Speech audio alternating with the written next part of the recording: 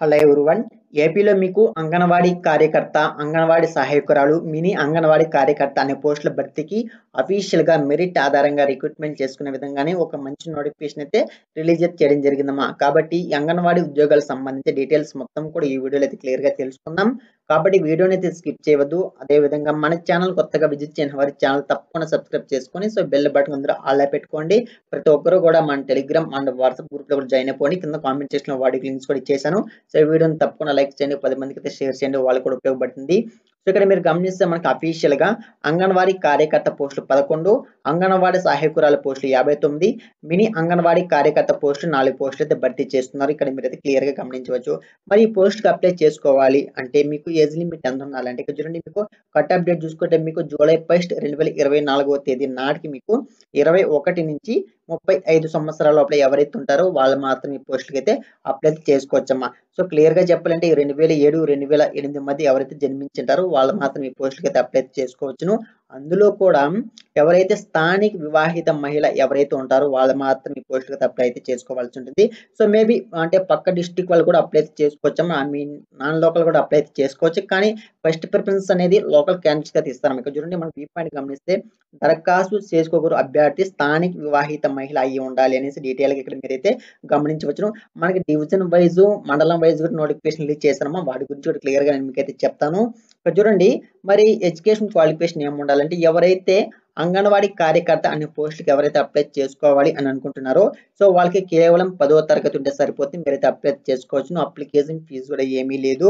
తర్వాత అంగన్వాడీ సహాయకురాలు, మినీ అంగన్వాడీ కార్యకర్త అనే పోస్టులకి ఎవరైనా అప్లై చేసుకోవాలి అనుకుంటే వాళ్ళకి కేవలం 7వ తరగతి పాస్ అయితే సరిపోతుంది. అందరూ కూడా ఈ పోస్టులకి అయితే అప్లై అయితే చేసుకోవచ్చమ్మా. తర్వాత జాబ్ సెలక్షన్ చూసుకుంటే మీకు ఎలాంటి పరీక్ష అయితే ఉండదు. కానీ మీకు ఇక్కడ చిన్న ఇంటర్వ్యూ అయితే కండక్ట్ అయితే చేస్తున్నారు. ఇక్కడ చూడండి, టోటల్‌గా మీకు 100 మార్కులు అయితే కేటాయించడం జరిగింది. వాటిలో 50 మార్కులు అనేది మీ యొక్క మార్క్స్ ఉంటాయి కదా! 10థ్ గాని, 7థ్ గాని మార్క్స్ అనేది ఆ మార్క్స్ 50 మార్కులు కేటాయించడం జరిగింది. తర్వాత మీకు ఒకవేళ ప్రీ స్కూల్ టీచర్ ట్రైనింగ్ చేసింటే దానికి 5 మార్కులు అనేసి ఈ విధంగా మీకున్నటువంటి సర్టిఫికేట్స్‌ని బేస్ చేసుకొని, అంటే మీకున్నటువంటి స్కిల్స్‌ని బేస్ చేసుకొని మీకు ఒక మార్క్స్ అయితే కేటాయించడం జరిగిందమ్మా. ఫైనల్‌గా మీకు చూడండి, ఒకవేళ మీరు డిఫరెంట్‌లీ ఏబుల్ క్యాండిడేట్స్ అయితే మీకు 5 మార్కులకి అయితే ఇవ్వడం జరిగింది ఎక్స్‌ట్రాగా. ఫైనల్‌గా మీకు ఓరల్ ఇంటర్వ్యూ అనేసి 6థ్ పాయింట్‌లో మనకి 20 మార్కులు అయితే కేటాయించడం జరిగింది. అంటే మీకు డైరెక్ట్‌గా ఇంటర్వ్యూ కండక్ట్ చేసి ఆ ఇంటర్వ్యూలో మీరు ఇచ్చేటువంటి మార్క్స్‌ని బేస్ చేసుకొని డైరెక్ట్‌గా మిమ్మల్ని అయితే రిక్రూట్‌మెంట్ అయితే చేసుకుంటున్నారు. క్లియర్‌గా ఇక్కడ మీరైతే అర్థమైతే చేసుకోవచ్చు. కాబట్టి మీకు మెరిట్ ఆధారంగా అయితే డైరెక్ట్‌గా మిమ్మల్ని అయితే రిక్రూట్‌మెంట్ అయితే చేసుకుంటున్నారమ్మా. ఇది మీకు జాబ్ సెలక్షన్ గురించి, ఎడ్యుకేషన్ క్వాలిఫికేషన్ గురించి. తర్వాత ఎలా అప్లై చేసుకోవాలి అన్న దాని గురించి క్లియర్‌గా ఇప్పుడు మనమైతే తెలుసుకుందాం. ఇక్కడ చూడండి, ఈ పోస్ట్‌లకి మీరు అప్లై చేసుకోవాలంటే మీకు ఈ మంత్ సెప్టెంబర్ 17వ తేదీ లాస్ట్ డేటు. మీకు ఇంటర్వ్యూ జరిగేది చూసుకుంటే మీకు సెప్టెంబర్ 28వ తేదీన ఇంటర్వ్యూ అయితే కండక్ట్ అయితే చేయడం జరుగుతుంది.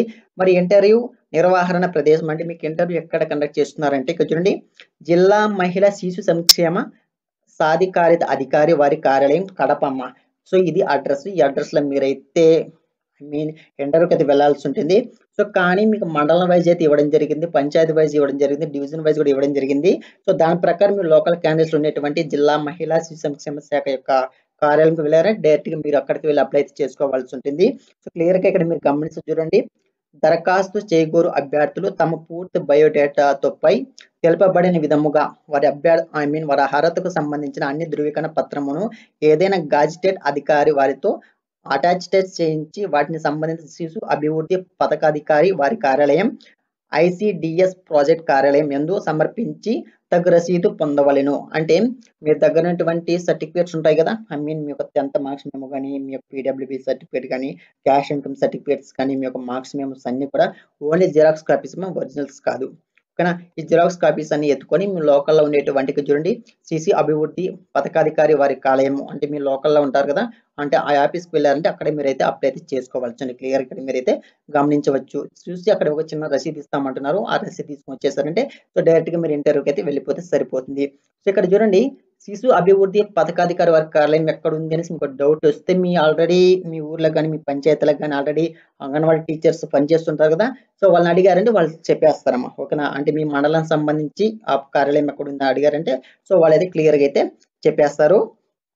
తర్వాత చూడండి, మనకి ఈ నోటిఫికేషన్ మరియు దరఖాస్తు ఫామ్‌ను https kadapa.ap.gov.in వెళ్ళారంటే అక్కడ మీకు అప్లికేషన్ అది దొరుకుతుంది అంటున్నారు. అప్లికేషన్ డౌన్లోడ్ చేసుకుని అప్లికేషన్ ఫిల్అప్ చేసి సో గాజిటెడ్ ఆఫీసర్ అని చూడండి ఇక్కడ చూడండి గాజిటెడ్ అధికారి వారితో ఉన్నారమ్మా. సో గాజిటెడ్ ఆఫీసర్ అంటే ఎవరు లేదు.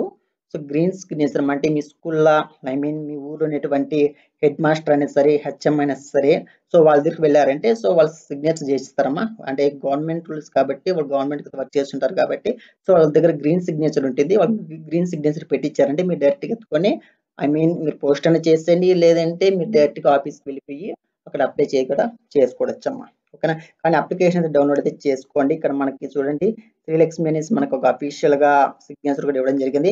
ఇక్కడ చూడండి వేకెన్సీస్ క్లియర్ గా మెన్షన్ చేశారు మనకి. Name of the mandal, name of the division. So division wise మండలం వైజ్ మీకు name of the EWS wise AWS wise మీకు కేటగిరీ వైజ్ కూడా ఎన్ని పోస్టులు ఉన్నాయని క్లియర్ ఇక్కడ మీరైతే గమనించవచ్చును. చూడండి ఈ విధంగా కడప డిస్టిక్ లో ఒక అంటే ఈ నోటిఫికేషన్ అఫీషియల్ మనకి కడప డిస్టిక్ లో నోటిఫికేషన్ రిలీజ్ చేశారు కాబట్టి కడప డిస్టిక్ సంబంధించి నేమ్ ఆఫ్ ది మండల్ అంటే ఆ డిస్టిక్ లో ఎన్ని మండలంలో ఈ పోస్టులు అవైలబుల్ గా ఉన్నాయో ఆ మండలం మొత్తం కూడా క్లియర్ గా మెన్షన్ చేశారు. ఈ లిస్ట్ లో మీ మండలం ఉందా లేదనేసి అందరూ కూడా చెక్ చేసుకున్నామా.